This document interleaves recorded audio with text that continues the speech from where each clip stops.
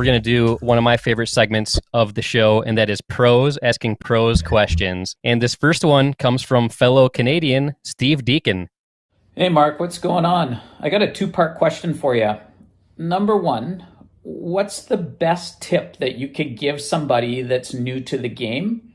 And in my opinion, the most important question, I want to know, what product do you put in your hair? It's absolutely impeccable. For beginning players, the thing I would say that is so important, and we try to work on this with our coaches who come through Pickleball Coaching International, is like, you should start to think about pickleball not as a hitting sport. It's not about hitting. Hitting is easy. Pickleball is a game about chasing. It's about chasing the ball. I see this all the time where beginners who've never played pickleball before, you put a paddle in their hand, give them a ball, and say, try to hit over the net. They can always do it.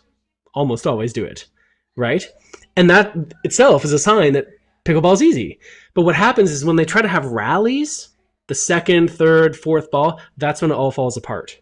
And it's not because hitting's hard. It's because they're not good at judging where the ball's going so they can move to the right place to then have that nice swing.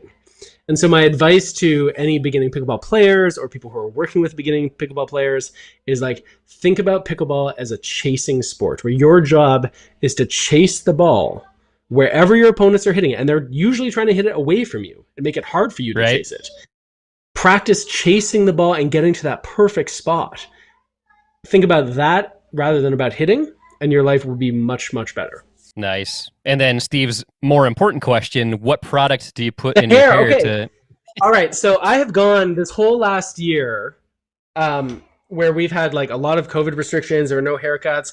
I went a whole year where it was like my wife cutting my hair in the kitchen, like taking turns with me and the kids, or you have like, you know, you have a couple octopus wants to fight and you decide when you're in the bathroom brushing your teeth, like this is a time for a little trim on the side. Like that has been my last year.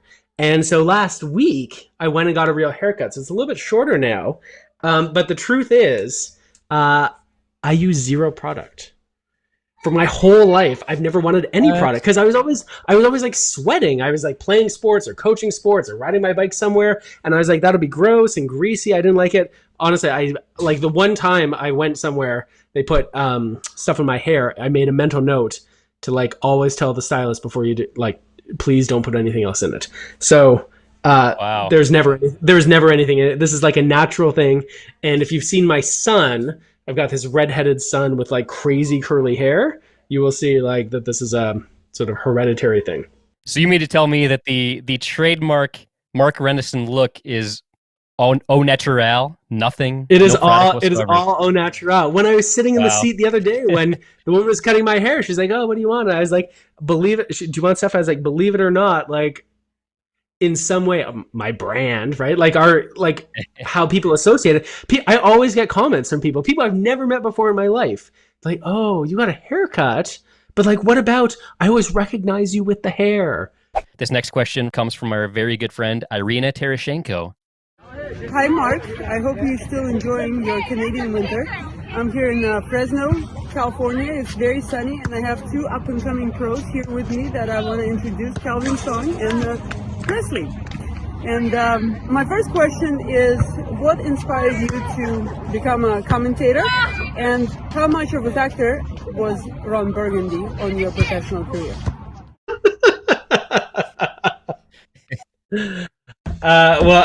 Okay, so I do love myself some good Ron Burgundy.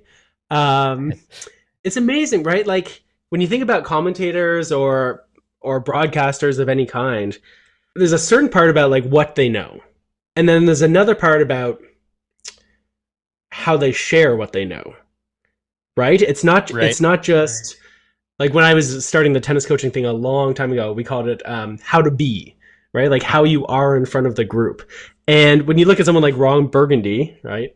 Or any other sportscaster or someone else who's like enjoyable to watch, even if you think like, yeah, their knowledge is so-so, like a little bit suspect, or, you know, there's other people who are a little more professional or whatever it is. If if you listen to them or you watch them and it feels like they're being open and they're being honest and they're doing their best and they care about delivering something really good, then even if there's other people who know more than they do, I feel like you want to watch them. There's people who I love watching, and I don't love watching because they have this great knowledge, even if they do have this great knowledge. I love watching because they're like enthusiastic, they care about what they're watching, they like bring the viewer in, and I think that's a really like special quality. And I don't know how people like learn to do that other than sort of putting in the reps and putting in the time to do it. I don't know. So yeah, Ron Burgundy is like, I wouldn't say he was my motto, but I aspire, Irina, to be Ron Burgundy one day. As to the question about how it happened, that's a good question. I'm not even sure the beginning of it. I think what's happened has been like, so I turned 40. You can see there's my 40th birthday balloon, which is still up. Like I'm no spring chicken. And it was pretty clear, like, you know, if I was going to have any sort of business related to pickleball, it wasn't going to be because I'm a great player. I'm a decent enough player. I can play with players. Like I can hang with some of them, at least. But like this wasn't going to be a business because I was like playing. And through the coaching, back to these videos that we had made, I tried to make the videos that I want to watch. I don't want people to waste my time. I don't want an 8-minute video when it could be a 2-minute video. I want you to like get to the point. And I would always try to make videos like that.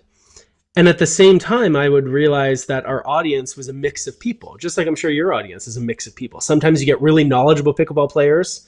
Sometimes you get people who are brand new to the sport. You might even get people who just like stumble upon this and like, what the hell is pickleball? Right? And so when I would make my videos, I would always kind of keep that in mind, is like, don't waste people's time and make sure you're talking to a pretty broad audience. And it was after doing that enough, that's what it was, is I got an email from Terry or Chris or maybe even Jim at US Open, and who invited me, who said, hey, would you be in, we've seen your videos. We think that the way that you communicate in the videos is kind of what we're going for at US Open, right? It's going to be on CBS Sports and all that stuff. We're trying to get someone who has a certain depth of like knowledge, but can also speak about it in a way that you don't have to be an expert to get it. And because I had, back to this whole idea of reps, like I don't actually think I'm especially good at it, other than the fact that I've put in enough reps now that we can generally make it pretty succinct, pretty useful, at least some of the time, and respect the fact that there's like a diversity within our audience. And so it all started with US Open, and the feedback was good. And so that kind of continued, and then that turned into other opportunities like at nationals or PPA or whatever it might be. So I promise this whole business was accidental. I wasn't trying to be a pickleball coach. I wasn't trying to be a broadcaster or a commentator or like whatever else we're doing now. This is just, our attitude has always been like, do the very best you can and trust that it will be rewarded in some way. This next one comes from Irina's friend and up-and-coming pro player, Calvin Song. How's it going, Mark? My question to you is, what was your funniest blooper on air or broadcasting? That's a tough question. I have pretty short-term memory for this sort of stuff, which I think is like a requirement for the job. So I've done a couple. I've been in situations. So one of the things I've learned, which I think you guys probably know, is that you should assume anytime you're around a mic, you should assume it's on. Right. Oh, yeah. And that's a mistake. That's a mistake I've made earlier. And look, sometimes someone in the truck, you know, they're busy with something else and they don't have a chance to hit the mute button or whatever it is. So you need to learn, and you learn the hard way sometimes, that that all mics should be considered hot mics. An NHL referee just got fired yesterday, right? Because he was like mic'd up, and this came out that he was like looking to give a penalty, right?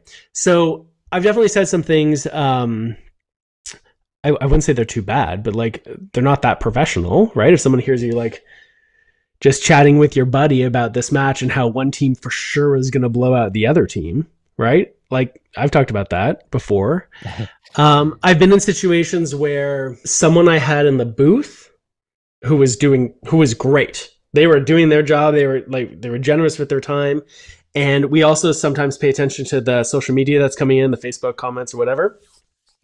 And I didn't realize that the person beside me in the booth had a history with a person on social media. And the social media person was just like, oh, hey, like, have you noticed so-and-so, like, is always hitting their backhand cross court or whatever it was, or, hey, watch out for that, like, down the line lob over the backhand side or whatever it might be, right? It wasn't about the person at all. It was just a comment. Maybe they didn't even comment. Maybe we could just see that they were watching. And then I said to the person beside me, I was like, oh, hey, so-and-so is on. And I learned after the fact that person in the booth and so on social media, who, even though they weren't having interactions and I just kind of forced it because I thought it was good, actually had like a lot of personal stuff going on between the two of them, right? Which is something that like there's no way like, how would I have known that? Right. You try to interact with your like viewers, but I don't think there's been anything career ending, or if there was, I've like deleted it as quickly as I could. Or we're like you guys on Twitch where you have 2 viewers and like no one sees it anyway. Maybe it's like that.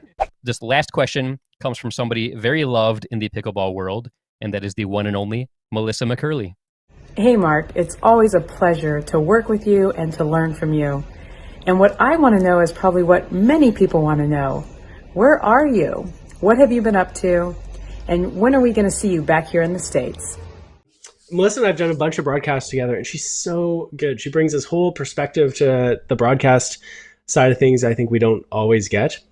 And one of the things that I often forget is that Melissa was a service member. And so when they do a salute, like, hey, if you were a service member, can you please stand up and be recognized? And like, I'm just sitting here in the booth beside Melissa and whoever, and all of a sudden she's standing up. I was like, oh, shoot, I forgot. Right? That she's a veteran, which is something that not everyone knows about her. And she doesn't talk about it that often. She's so good in the booth. So to answer her question, where have I been? Yeah. So hashtag COVID, 1 year ago and a bit. So my birthday was March 15th. So March 15th, 2020, we were in Austin, Texas. It's one of the few times my family travels with me for work. We were actually there for a wedding. And this was when all the COVID stuff was starting to like happen. And the NBA games got canceled. Our prime minister said, Canadians, you need to come home now.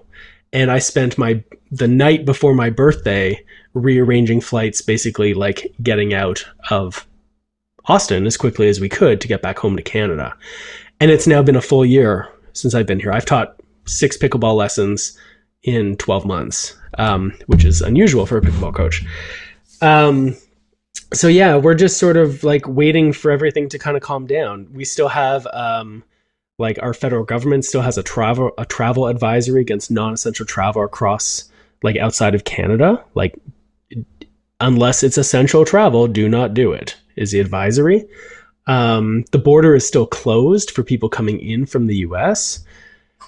Even for Canadians, and you know, Steve Deakin, who was on here earlier, like he very well knows, if you're a Canadian who's away, when you come back into Canada, you have to do a 2-week mandatory quarantine. Those first 3 days, I believe, are at a government-approved hotel where like you have to pay out of pocket, and they make it very expensive. So there's a disincentive to go away to do it. So we're just trying to wait to like get everything kind of under control and safe. And I really miss it. I miss doing the broadcasts. I miss a lot coaching, because as much as you guys said like, oh, the broadcast and the commentary, like I really love that part. But like I'm a coach at heart, right? I'm a teacher at heart. Put on like 30 pounds in the last year because like I'm now sitting and drinking and eating at a computer. Like seriously, instead of being on the court coaching, right? And so I want to get back out coaching. I want to get out doing, seeing the tournaments. I want to get out like being around people. I'm going to do some domestic coaching starting this summer, hopefully. And my hope is to be back in the US starting in the fall. So we'll see. Pickleball addicting and fun, that's no joke. Pickleballing, it's not just for old folks. Pickleball.